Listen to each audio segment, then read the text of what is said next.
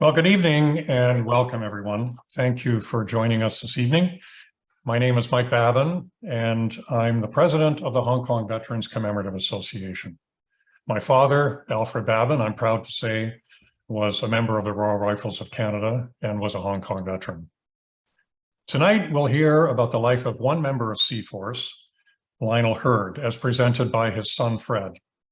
Fred will join us in a moment, but first, a few words about how tonight's event will work. It's been a few months since our last one, so perhaps a little bit of a refresher is in order for everybody. So first of all, your camera and microphone are off, but you can ask questions at any time by using the chat function of Zoom.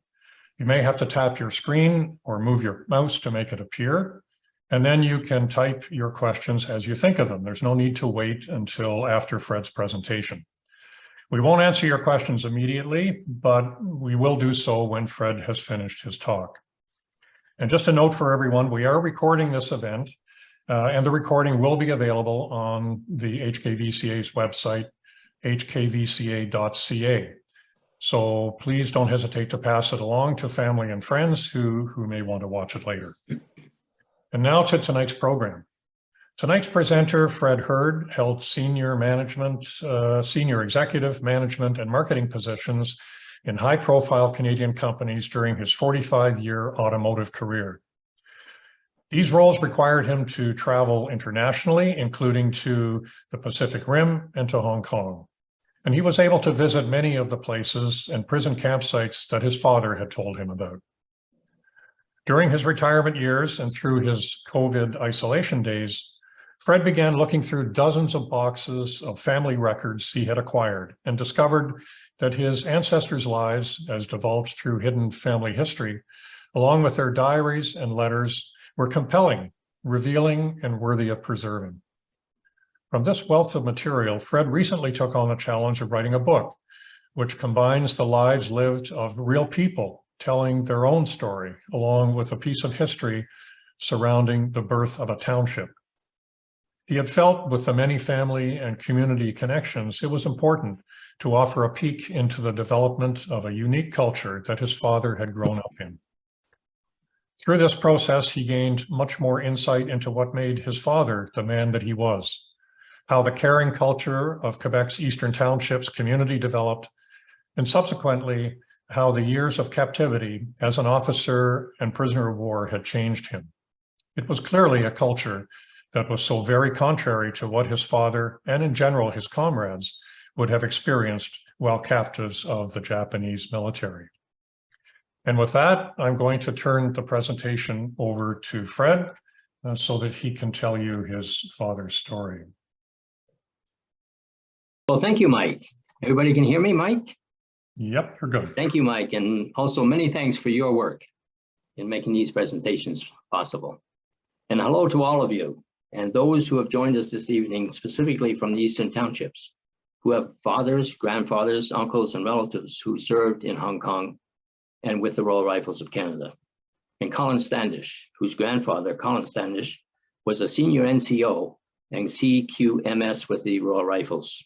Colin's grandfather from Cookshire, Eaton Township, was a lifelong friend of my father's. And welcome to my own relatives and friends across Canada, from Halifax to Vancouver, and the US, Maryland, Colorado, and Pennsylvania. Thank you for joining us for this evening's presentation. Now, tonight I will speak about my father's experience from a time in the lives of those who had sacrificed everything to serve their country. And after the Battle of Hong Kong, many of whom were severely wounded would struggle to survive the horrors of the Japanese prison camps. And I hope to articulate to you this evening how those dark days affected the way in which my dad would live his life when he returned home. But first, I want to give you some background that may well have helped him to survive. My father, Edmund Lionel Hurd, was a descendant of a family of men and women who over 9 generations experienced a long history of upheaval and survival. There's an unbroken line of Edmund Hurds dating back to the first inhabitants in the New England colonies. They came from England to America in 1634. settling in an area of Massachusetts. Our subject, Hong Kong veteran Captain Edmund Lionel Hurd, was the 10th Edmund in this succession. The early generation of Hurds were settlers, each developing skills, trades, and vocations that would complement each other in a culture of support to simply survive as colonists, settling and feeding their families in a climate of harsh winters along the coast of North America. They all valued the importance of education and ethics to conduct their lives. They built their lives on respect and a trust which included strong bonds amongst their neighbors while they were building a new country. In defense of their beliefs, their cultures, and their families, they would find themselves engaged in military endeavors on both sides of the US and Canada borders doing this as they became established.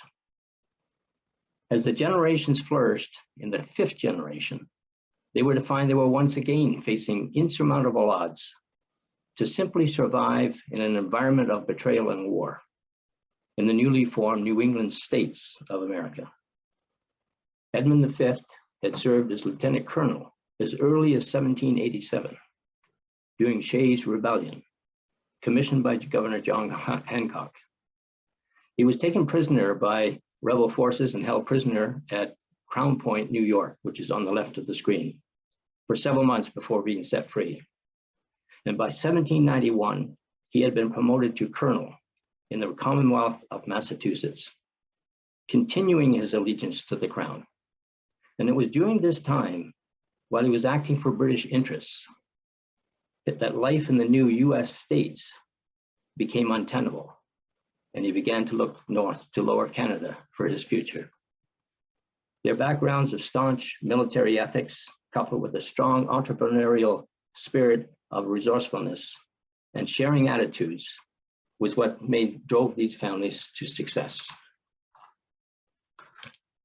Colonel Edmund Hurd would finally escape with part of his family to a new land called the Wastelands of Lower Canada, now known as the Eastern Townships of Quebec.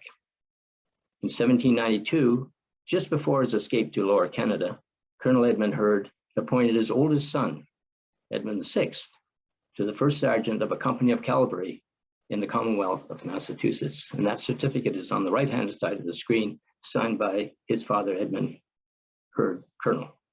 And so by late 1792, Colonel Edmund Hurd V would find himself, his wife, and his 2 youngest children, Samuel and Hannah, settling in this new land just north of the border in Newport, Lower Canada, surrounded by miles and miles of virgin timber. They carried with them the same anxieties, hardships, and losses as their ancestors had experienced when they were settling the New England colonies.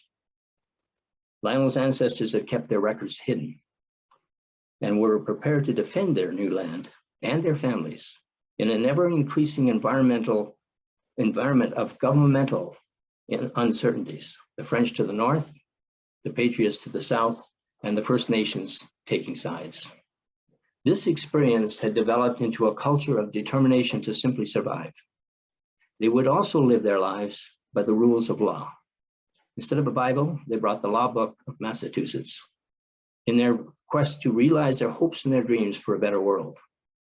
The family name would change from Hurd, H-E-A-R-D, to H-U-R-D from time to time to confuse the bounty hunters who were employed by the Patriots in the newly formed New England states.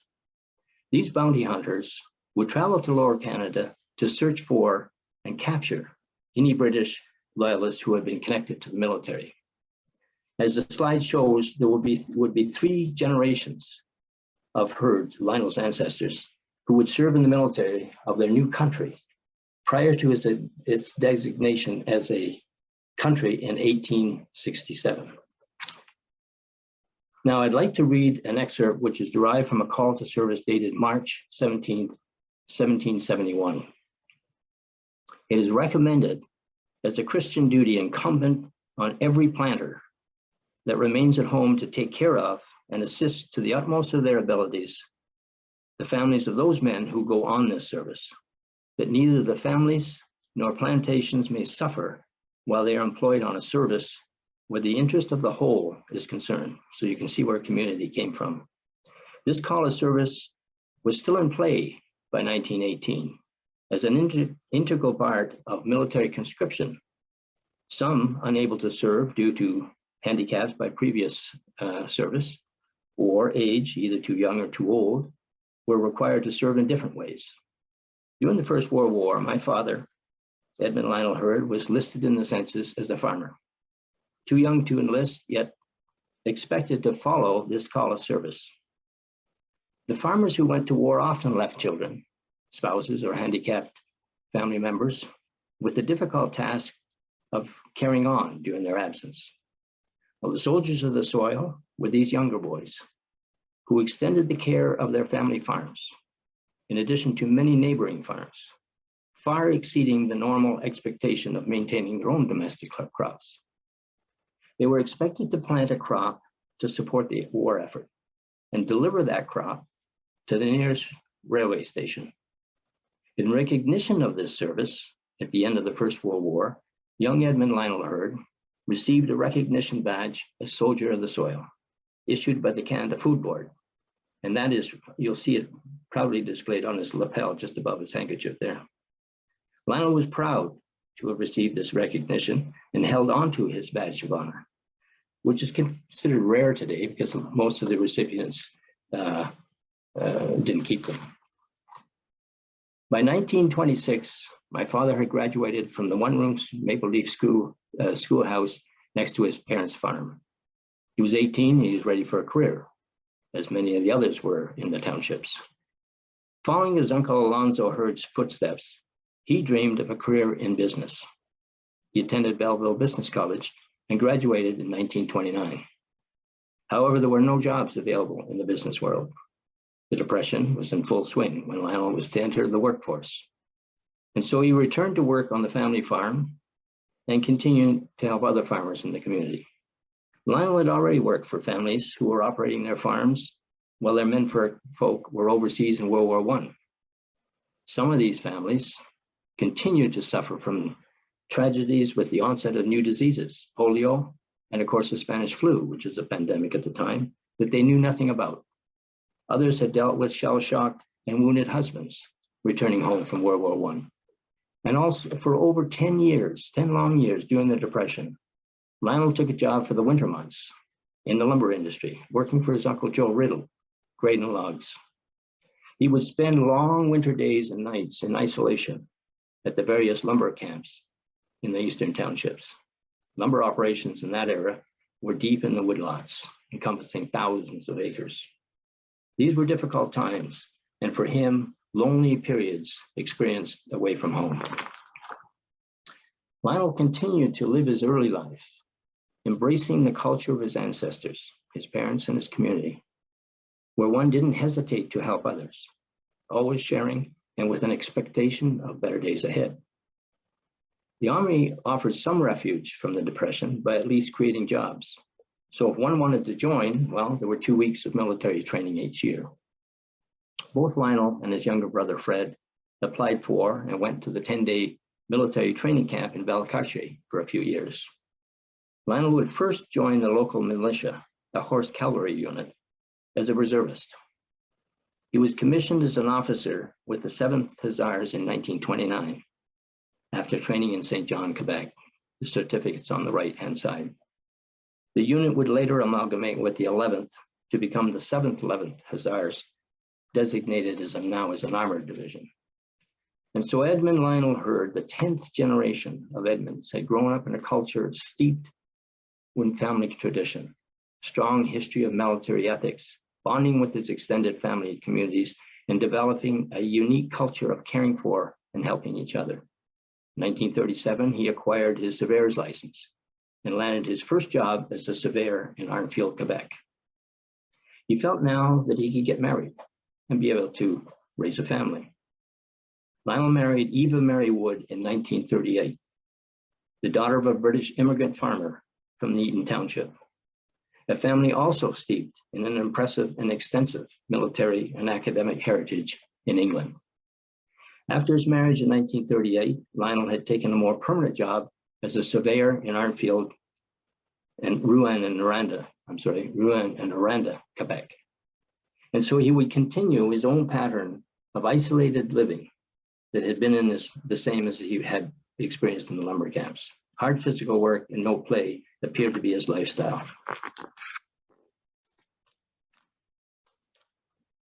By 1939, the rural communities using battery-operated radios were everyone's lifelines to learning about world news.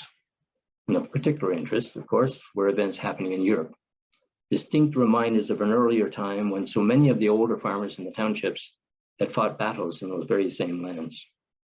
They did not like what they were hearing on the radios, and they knew through these uneasy times that would once again dominate conversations around the dinner table of their communities. Lionel Hurd, already associated with the 7th 11th Hussars, formally enlisted in late 1939. When the Royal Rifles of Canada mobilized in early 1940 and recruitment began, many in the reserve forces stood ready and willing to serve. At this time, my father had remained on duty as a captain in rank with the 7th 11th Hussars at headquarters staff in Military District Number 5, an internment camp for German POWs in Sherbrooke, Quebec. He had told me that he felt bad that they were being held captive because to him they posed no problem, no threat. He got to know some of them and found that they were very well educated, mostly unfortunate Jewish Germans who appeared to be caught in the middle. By late spring of 1940, Lionel and my mother Mary had a family of 2 children, Jimmy and myself. In the fall of 1940, my father transferred from the 7th 11th to the Royal Rifles. He continued his training in both Valcartier, Quebec and Sussex, New Brunswick. He then joined others from the eastern townships who were on their way to Newfoundland in early spring of 1941. Well, the Royal Rifles had too many captains in rank, so Lionel dropped from captain to lieutenant so he could be accepted in the regiment. In 6 months, however, he had re-earned his rank of captain, taking on the responsibility of Battalion Quartermaster, effective once they were to arrive in Hong Kong. He was now 33 years old, about 10 to 15 years older than most of the recruits. At the onset of the surprise Japanese invasion in Hong Kong, at the precise time on December 8th as the attack on Pearl Harbor, the Canadian Brigade headquarters found themselves located behind the first lines of defense at the military base at Shamshuko. This was one of the first places the Japanese bombed. All the supply depots and barracks located on the mainland in Kowloon. They were supposed to be behind the lines, the second line of defense in Hong Kong, organizing the equipment, supplies, and food to the front lines of battle. The Canadian Brigade headquarters, including Captain Hurd, his battalion quartermaster, had not yet moved to the island. This was due to a lack of military transport carriers, including the equipment and ordnance that they had been waiting for, which had never arrived. The ship had been diverted to Singapore and captured by the Japanese. And so the sparse equipment that had been shipped with them was all they had. And so they had to confiscate civilian trucks, little 3-wheel trucks, to haul whatever they had for equipment and food over to the island. And of course, with no troop carriers, the battalion would also find themselves marching to their destinations, commandeering boats and vehicles to get to the island of Hong Kong, while the battle on the mainland was in full force behind them. The Royal Rifle Battalion, including Brigade headquarters, along with the other Canadian battalion, the Winnipeg Grenadiers, the second line of defense, would find themselves on a constant move until the Royal Rifles were pushed to the south of the island of Hong Kong on Stanley Peninsula, where they hung on for several days. On December 19th, Argyle Harrison, one of his comrades and distant relative from Barrie Township, Quebec, met death by a Japanese firing squad. Immediately following the order to lay down their arms and their capture on Christmas Day, 1941, is a quote from Captain E L Hurd's records of a conversation between him and a Japanese officer. Japanese officer who spoke English asked Captain who they were. His reply, Canadians. The officer then asked him many questions about Canadians. Why are you fighting this battle? Captain Hurd noted they didn't know much about us. They knew that we weren't Americans. They knew we weren't British, but they weren't just quite clear who we were. The Japanese officer did remark, though, as soon as we faced off with the troops on the island, we had a tougher time than we had with the others on the mainland. From Stanley Village, the surviving Royal Rifles of Canada, including the wounded, were marched as POWs to a camp known as North Point, located at the northern part of Hong Kong Island, across the bay from the city of Kowloon. Now imagine the psychological effect on the men looking across the bay, where they could see food markets and deliveries taking place, while they were starving behind electrically charged fences in squalor and dying of malnutrition and diseases, with both food and medical supplies already readily available across the river, or across the lake, or across the pond. North York Camp was an abandoned refugee camp alongside horse stables, all of which have been ransacked. So there was nothing there. The tin roofs leaked. There was nothing they had to lay the wounded on cement floors. There was nothing, all the beds, everything was gone. Lionel kept a diary, which he kept buried each day. To be caught with a diary meant instant death by a firing squad. When they were liberated, Lionel had been able to retrieve the notes that he had written on scraps of paper that he had buried in a tin tobacco can and buried under the barracks steps.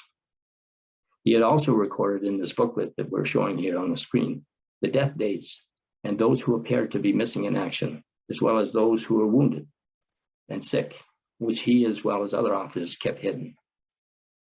Through the years, I had known about the beatings, the work as slave labor in horrible working conditions, the squalor they faced in the camps, and the starvation. What I was not aware of was the medical consequences of extreme malnutrition and how the consequences of that manifested itself in relation to the untreated diseases. Many of you will remember that there was 2 doctors associated with the Royal Rifles. Dr. Martin Banfield was from Eaton Township, and Dr. Jack Reed was from Toronto. And I would like to recommend you and any reader to read Jonathan Reed's book, The Captain Was a Doctor, released just last year. In my view, Jonathan's book, referencing his father's copious notes as a doctor, is the best accounting I have read of the medical issues that these diseases caused and how the POWs were made to suffer year after year without proper medication. Because this book is so graphic, enlightening, compelling, I couldn't put it down. I will not take the time in this presentation to reiterate the conditions that Dr. Reed had to work under and what the officers and their men experienced health-wise in the various camps. But I can tell you that I had my eyes opened as to what they really went through. To have survived it all, well, I can't even imagine how they did. When they said they were sick, they were really sick. I can imagine a disease like diphtheria, but with medication, you get well. But with no medication, unbelievable. Jonathan's book more than captures the horrors of what they all experienced. And he has told the story as his father described it. Lionel would not have known that he would need to draw heavily on his strong heritage background to face the many dark years ahead. North Point Camp held predominantly Canadian POWs until the Japanese transferred the officers, or the Canadian officers, to an officers' camp on Argyle Street about 9 months later, separating their men who were sent on to Shamshupo, which is now a prison camp. This was another psychological move by the Japanese military to ensure that the officers were deemed to be useless. And that is exactly how, in my father's words, he described his time as wasted. He felt helpless because he couldn't be there to engage in providing support to his men.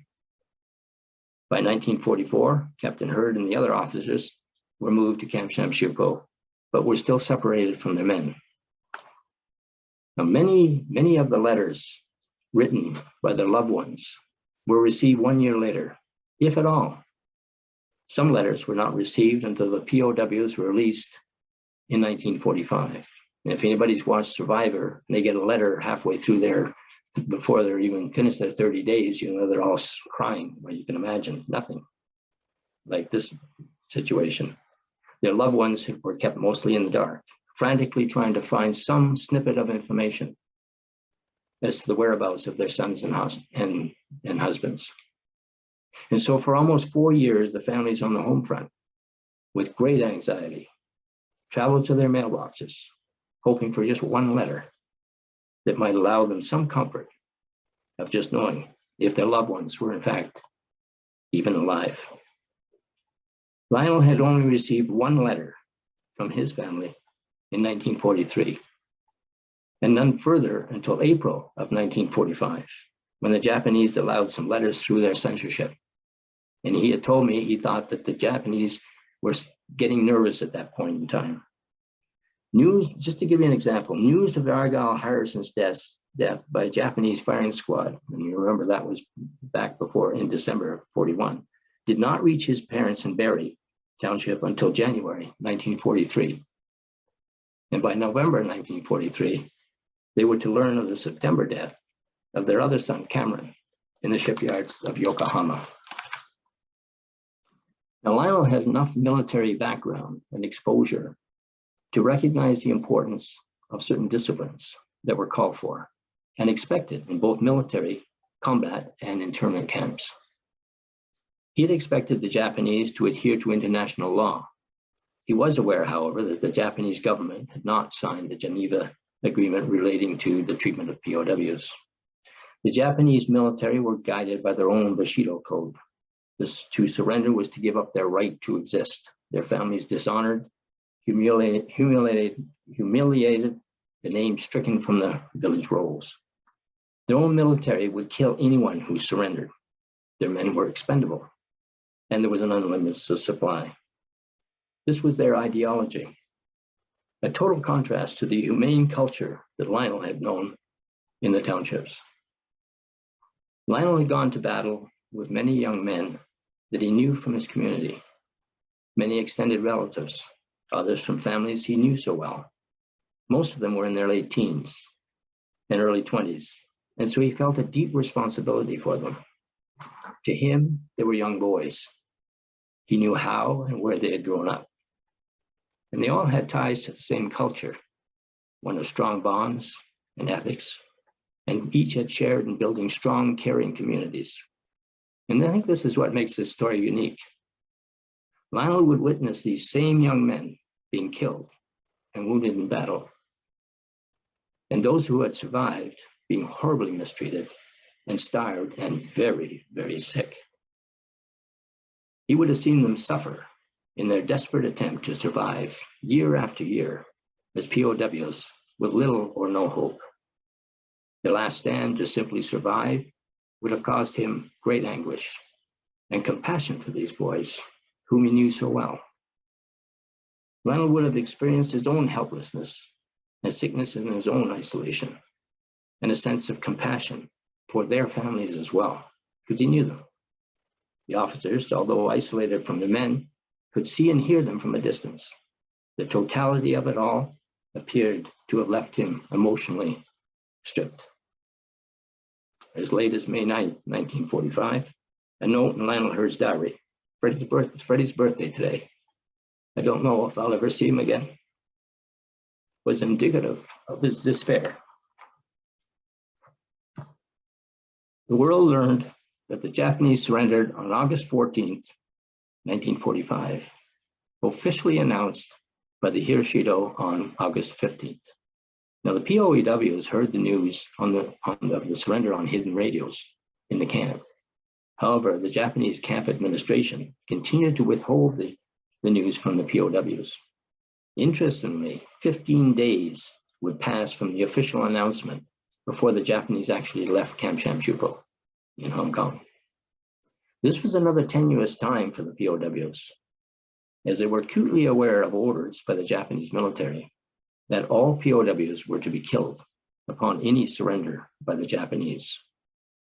This slide shows the first issue of the South China newspaper, Morning Post, on August 31st, 1945, after a hiatus of 3.5 years.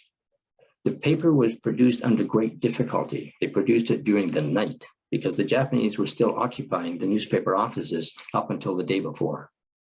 The Japanese had been using the facilities to print the paper, which was filled with their own propaganda, similar to what they had been producing during the occupation.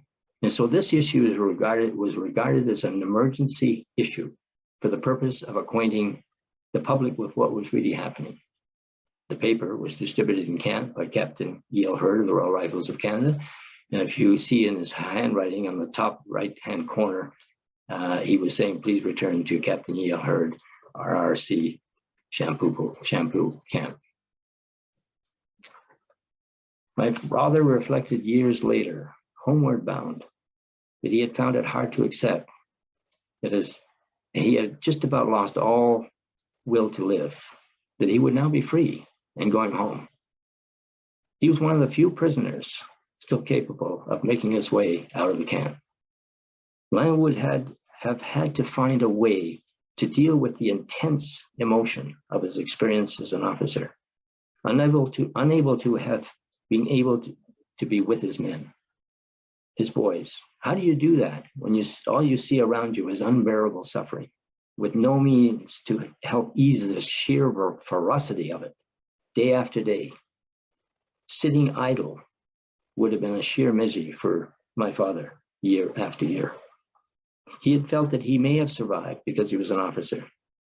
But perhaps like some of the others from the Eastern Townships, he was used to hardship and hard labor while farming and lumbering through the Depression years.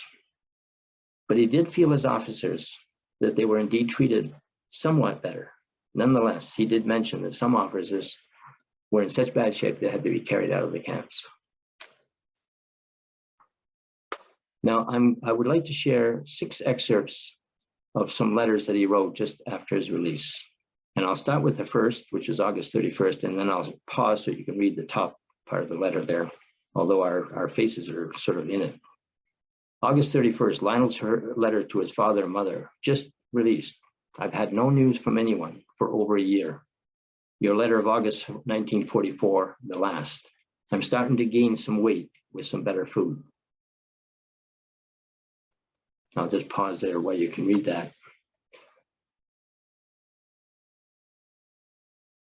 On September 19th, letter to father and mother.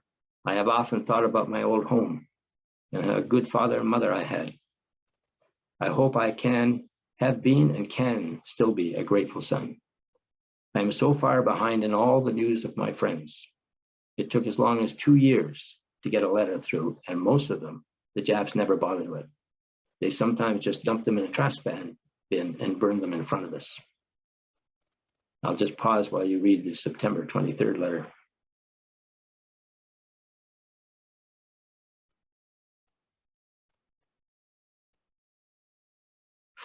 October 1st, letter to father and mother. On the way home, I am with Wells Bishop and Bill Harlow on the Empress of Australia.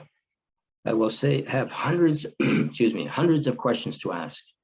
I do not think I've changed much from what I see in the mirror. Now, I never thought of that. The first time after 3.5 years, of course they didn't have mirrors. Most of the POWs, as well as myself, suffered from loss of memory. In many ways, very annoying. Well, I would have been really annoyed. The whole ordeal is appearing to me now like a bad dream. October 3rd, still hasn't got home. Letter to Jimmy and Freddie. We are boarding the USS Gosper to Pearl Harbor, from there to Vancouver. We'll be home soon and anxious to see how much you've grown. On arrival in Vancouver in early October, still not home, the Canadian POWs had to undergo extensive medical examinations and treatment before they were finally released to go home. Lionel had been away from home since he had signed up with the Royal Rifles in the spring of 1941.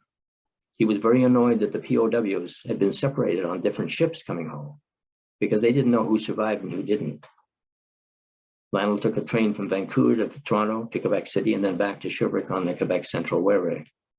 A long journey indeed.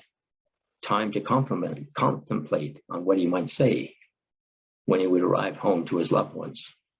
On Saturday, September 22nd, 1945, Edith Morrison Rand of Newport made a note in her diary that Arnold Brazel arrived home from Hong Kong. A month later, October 29th, 1945, Edith also made a note. Lionel Hurd and Mary called on me this afternoon. Lionel has just been home a week after being liberated from Hong Kong, where he was a prisoner of war since Christmas 1941. My dad came back to a different world than he had left some 5 years prior. For him, it was almost as though time had shifted forward. He soon realized that his memories were of a time that had, in reality, for him, stood still. Many of his friends had moved away. Some had served in the European War, some he would never see again. Others he had known so well in the community were married, working and raising their families, prospering. He would have only remembered his 2 boys as babies, and now they suddenly appeared as little people with minds of their own. He would have realized then that he had missed so much in his life. Now this was to be his life. Anxious to get home, he would soon learn that it's not uncommon for many of these men, both from the European and Pacific fronts, to come home to empty nests. Many of the wives had to find ways to support themselves and their families during the war. Since communication was virtually non-existent from the Pacific front, there were those that had no idea whether their husbands had survived the battles, and if so, had they survived the POW camps of Hong Kong during their almost 4 years in captivity. Lionel would soon know that he was to start all over again, even in his marriage. Lionel's mother, Sarah, was now on crutches. She had fallen and broken her hip, didn't go to a doctor to get it fixed, so was struggling, still intent on looking after her hens. His parents were still living on the old farm. However, his father, Gussie, was looking much frailer now and had retired, farming finally too hard for him to continue. Lionel's aunt, Laura Swale, had passed on in 1942 while he was away. Both his cousins, Lyle and Clinton Rand, had also grown up, married, and had children and were living their lives. His brother Fred had a thriving butcher business, had married a Hong Kong POW's sister in 1942, and they already had a daughter. His younger brother Arthur had married and served with the Canadian Armed Forces in England. He had moved to Red Rock, Ontario, lost his foot in a mill accident, and was walking with a specially fitted boot. His favorite uncle, Joe Riddle, had died at just a few weeks before he returned home.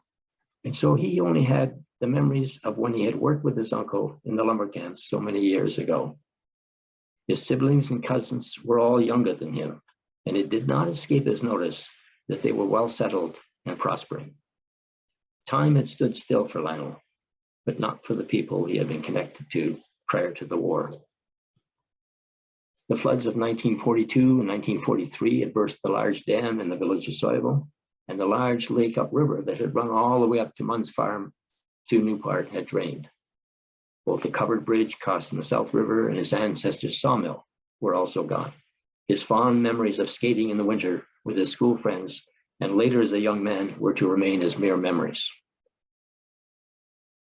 Lionel's experience that took place in a different part of the world had caused him to reflect on his birth, his rich ancestry, his family, and his friends who had stood by him.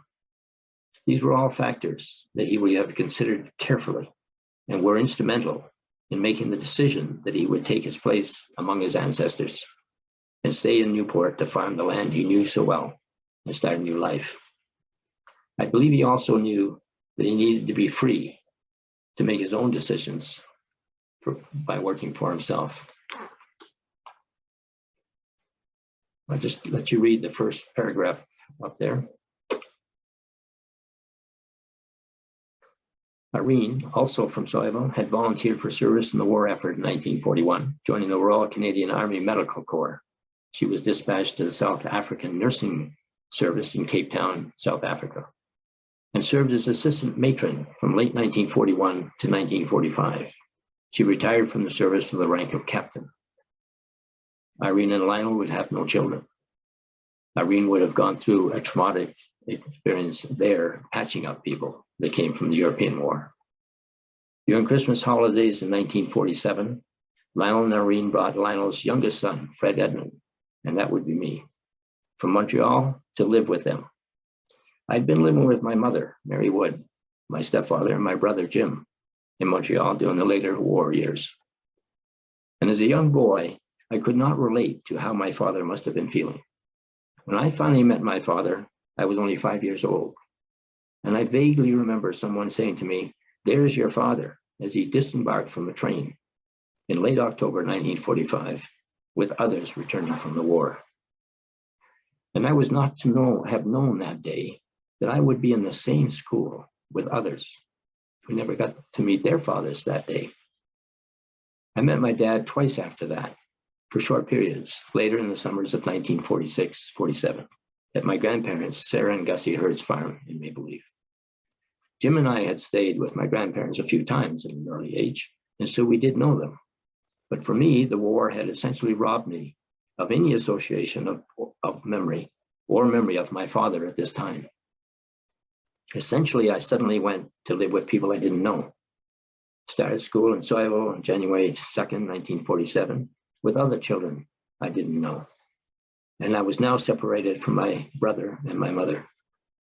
Now, Irene was a wonderful stepmother who helped me through my own early years of trauma after being separated from my brother and my only parents that I'd ever known. Now, Lionel was adamant that people should know that Canadians were indeed part of the Pacific War, which is seemingly always referred to as the US Pacific War. The Royal Rifles of Canada in Hong Kong, the book, was written by Grant Garneau, a school chum of mine, as his thesis for his BA at Bishop's University. My father was the driving force in the publication of this book while he took his term as president of the Hong Kong Veterans Association of Canada. Lionel never forgot his Army buddies, and he spent a lot of time on their behalf, making sure that they received the care and the treatment that they deserved. He was liked by his men, and that was all he needed to survive his own mental issues.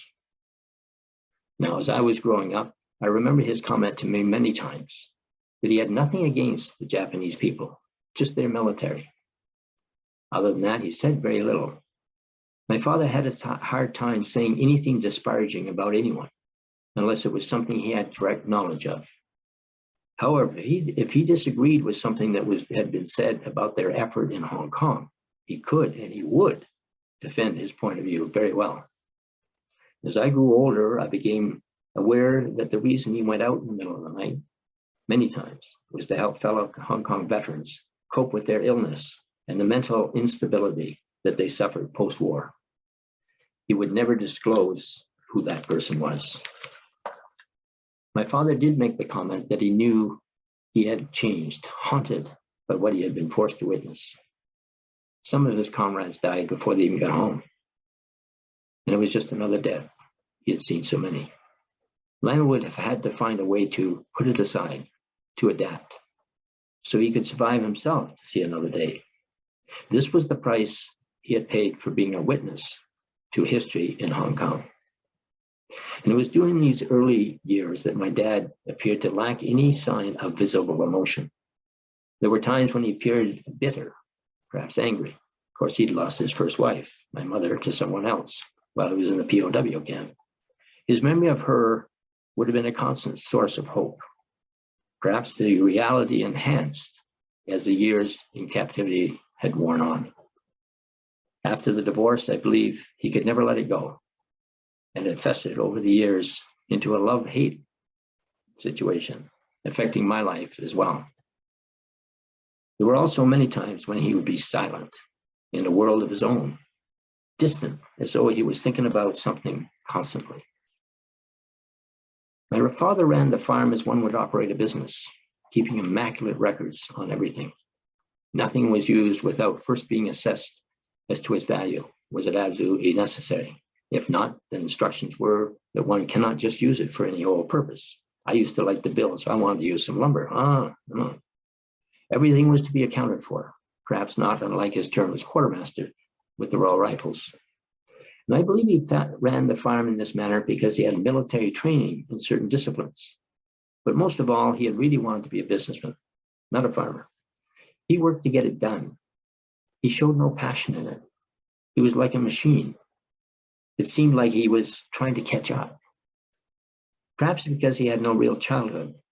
However, he seemed to embrace work with a vengeance, perhaps to keep his mind positive.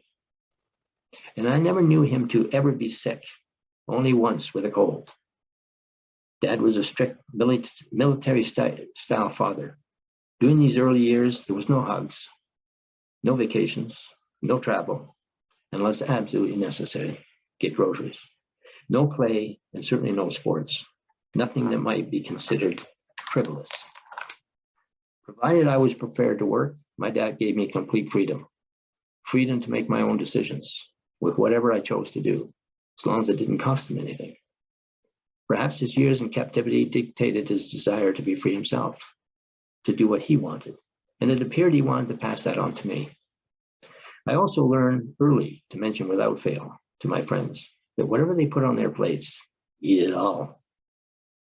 My father, though, never seemed to eat with vigor, never a comment on whether anything was good. My brother Jim came down when he broke his hip and stayed with him for a while, and he thought he'd buy him a really nice steak. Well, he gave him one of the best steaks, but it could be just a dried up old piece of ham because he never said a thing. And if one asked, he would look at you as if to say, "Why are you asking? Of course it's good." He also taught me that decisions and actions came with consequences. So I was to make wise choices and stick with them. This was just his way, simple as that, and I accepted it as it was to be. Lionel's second wife, Irene, died in 1980. Now, during the following 10 years, he was alone with his thoughts. He sequestered himself in his basement and worked on the family history, sorting and assembling the hundreds of documents and letters that he had inherited from his ancestors. He was very proud of his ancestry. He felt it important that every family should know and embrace their ancestry. He had met so many overseas who appeared to have no knowledge of their own ancestry, and he felt sorry that they didn't know. Lionel married his third wife, Kay Nee Harden, in 1992, and I believe these last 10 years of his life were his happiest years. He began to laugh more, and he appeared to enjoy his life. And it was during this time with Kay that my dad began to talk to me about some of his experiences. It was also during these last 10 years that he began to open up as to how he really felt. Kay passed away this summer at 99, just a few weeks short of 100. Our sincere condolences to our daughter Anne, who is with us this evening. I will now share with you 3 short clips when my father was 81. In an interview with Dr. Charles Brolin of McMaster University, after a trip that he had made back to Hong Kong, sponsored by the Canadian government, that 50-year mark in 1995. Now, it would take a very skilled interviewer to have been able to just extract even what he might have been thinking. When asked a question, he would tend to answer in short military style, quickly. Then there would be a pause, and one could tell he was thinking. Many times it would seem that he was just unable to get it out. Let's listen to him. Bond. Are you proud of the service that you and your comrades gave to Canada? I suppose I am, yes. Well, what we felt that we were wasted, that all that suffering we went through led very little to the victory. Our whole time was wasted. Lionel came back from the war unable to share or disclose his feelings, unable to say the words, unable to speak about a people who had no compassion, unable to understand how they could have grown up to be as cruel as they were to another human being. And I believe this haunted him as well. I'm going to show you the second video. What I objected to was their war criminals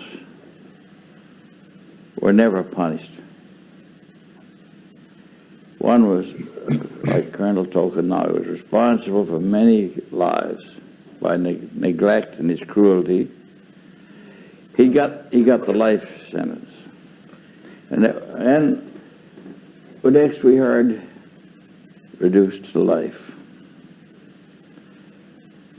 The Canadian government turned him over to the Japanese for custody. And no, I've been told after, I don't know whether he's living yet or not. He was a free man. Now that was not right. I criticize our government for that. That was not right. It wasn't showing us, giving us the respect that we deserved by letting these war criminals off so easily. Because they were criminals. They were murderers. In no uncertain terms, they were murderers, and they didn't get the punishment they deserved. And I'll argue with any politician on that if he wants to. Colonel Takanaga was the commandant of Shamshapo. Yeah. It was during his late 80s that he was finally able to begin to speak more directly on certain issues. But it would be 3 more years after this particular interview before he met and married Kay. But the window was beginning to open, just a crack. Even though he would often speak in the third person, as though he was speaking about someone else, he appeared to be letting it go, finally allowing himself to embrace life again. This behavior speaks to the importance of recognizing how events such as they experienced in the POW camps can lead to mental breakdown. Now, he and Kay were a matched couple.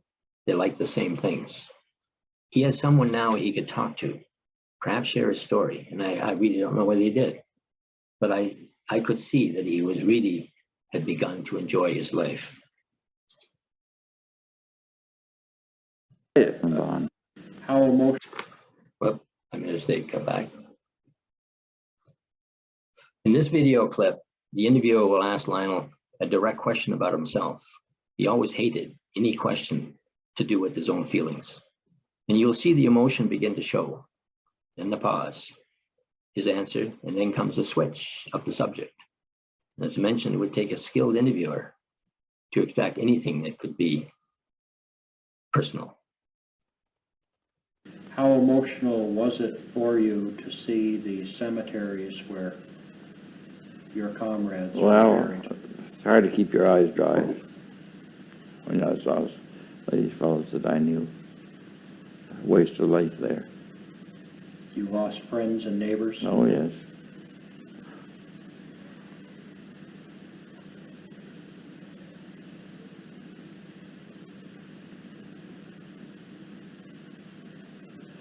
The cemetery was very well kept, I thought. It's a difficult one, it's right on the side hill. There's no flat land around there, so they have to bury them in the side hills. It's well kept. The stones are all in good condition, and but I felt in a different place just as I went through the gates. Here I am with them, and they can't talk to me, you know. Was there a moment when you wondered why you were still alive and Yeah, they had not? I thought I was so much luckier than they were. I wasn't wounded. I was sick a lot in prison camp, some too. His comment on his sickness, you'll see that it was hard for him to really say that he was sick. So he was just sick a lot, but sort of not a big issue. There were 3 issues that he was adamant about, and if he were asked, he would defend them with great clarity. Number 1, he felt people really didn't believe their story. Many others who didn't even know that there was a battle in Hong Kong and they were even there. And he was particularly peeved in the 1970s when the schools didn't want the veterans to come in because they felt the children didn't need to hear these stories. He was very, very upset about that. Number 2, he was particularly provoked that the British attitude towards the Canadian was openly displayed as being one of insignificance. And the 3rd one was the court-martial of his best friend, Major Wells Bishop, initiated by the British military at the time in Hong Kong. in his view, was evidence of their attitude towards the Canadians. In his mind and those of the Royal Rifle Battalion, the issue was completely false and uncalled for. And for those of you that are in the Eastern Township and who knew Wells Bishop as I did, if he said he was shooting at Japanese, you can believe he was shooting at Japanese. He was not shooting at friendly fire. Yep, then I gotta go back. Yeah, I locked the last part of it out. Okay, I lost my video. In one of the letters home, I noted that he wrote, "Don't worry about me. I'm all right," a phrase he would use many times after the war. Just prior to his death, I commented how black his foot was, and I asked him, "Are you in pain?" His predictable reply was, "Don't worry about me, I'm all right." Always his answer, "I'm all right." Captain Edmund Lionel Hurd died in 2001 at 94 years old. The slide that I had prepared here showed his Royal Rifles hat badge with the red insert. They were the first Canadian soldiers to be in World War II to be committed to combat and the last to come home. Our fathers, and for some of you, your granddads, many in their teams, behaved with exceptional courage, honor, and distinction. My father's burial stone in the original family cemetery I had shown there, the Hong Kong Memorial Wall in Ottawa, and the land that his ancestors settled and fought to keep. And I'm immensely proud and thankful to have been able to know him, along with many of his friends and comrades who had survived the Battle of Hong Kong and the POW camps. To have the honor of being able to call him Dad was indeed a privilege. Thank you for listening to his story, and I'll be pleased to answer any questions that you may have.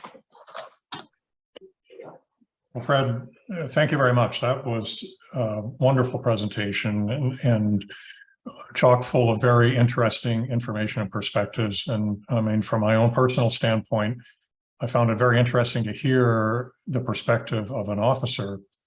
My father, as most of them were, was other ranks, an enlisted man.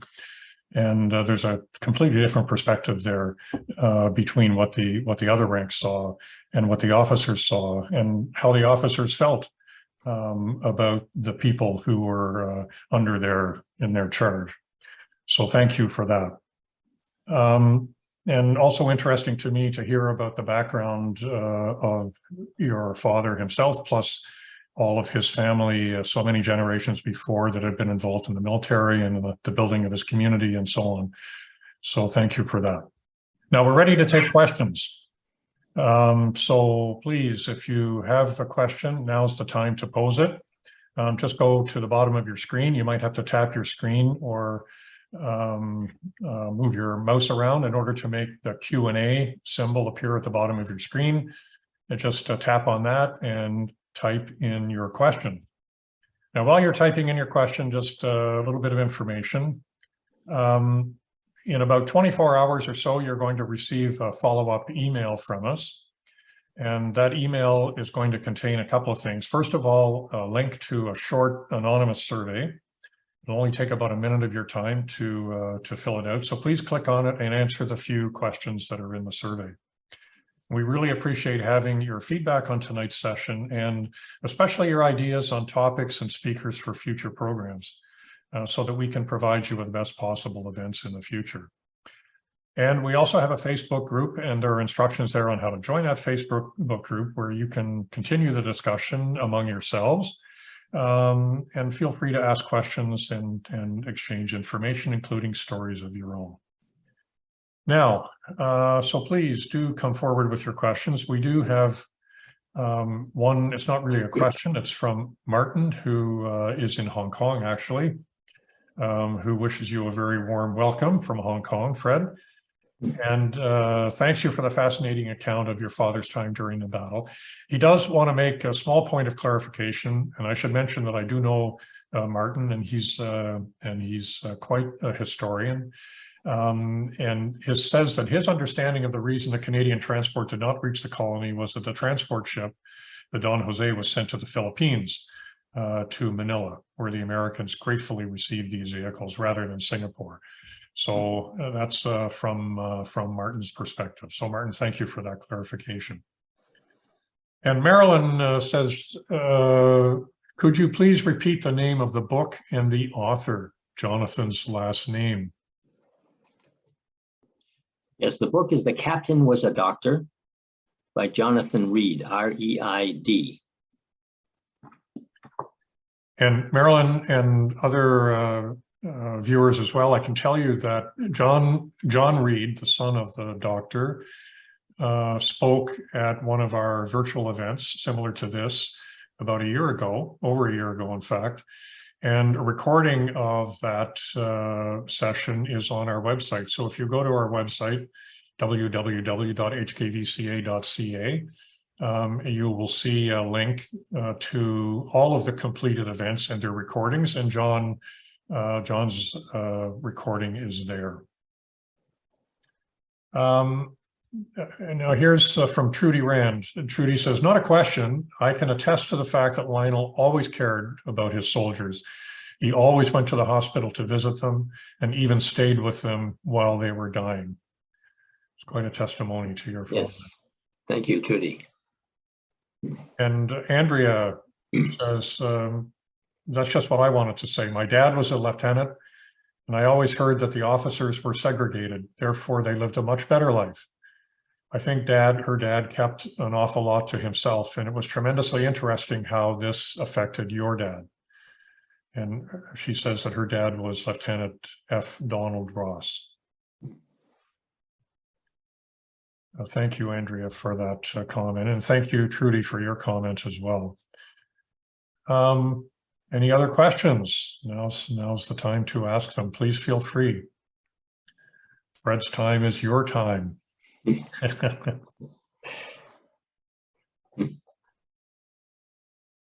Okay, we'll give you another minute or so out there to type in your questions. All right, well, I don't see any more questions coming. So Fred, once again, thank you very much. You put a lot of effort into this presentation, and it really showed. There was a tremendous amount of very valuable material.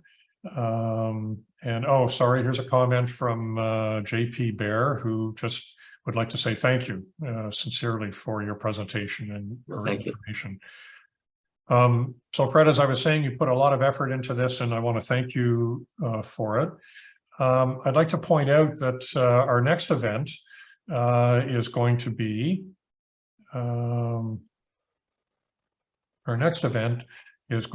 in November. As you can see, November 21st.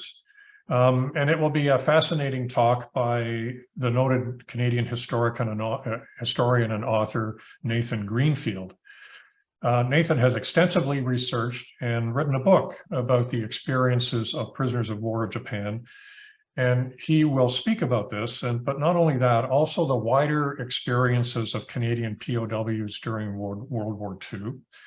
And even Canada's role as a captor running POW camps. And I was interested, Fred, by your comment about your father being involved with a Canadian POW camp where Germans were incarcerated. And I think Nathan will likely have something to say about that. So this event will be on Monday, November 21st at 7:30 p.m. Eastern Time. If you've enjoyed tonight's talk and would like to see more of these lives lived presentations, I encourage you to volunteer to tell the story of your Hong Kong veteran. Just send an email to me at events@hkvca.ca or make a suggestion when you complete the survey that I mentioned earlier. The HKVCA's mission is to educate Canadians on the Battle of Hong Kong and on its effect on its survivors and their families. And I hope you found that this and our previous virtual events have contributed to supporting that mission. If you've missed any of our previous events, as I mentioned earlier, you can watch recordings of them at www.hkvca.ca, and please feel free to recommend them to your family and friends. Thanks again for joining us, and good evening, everybody.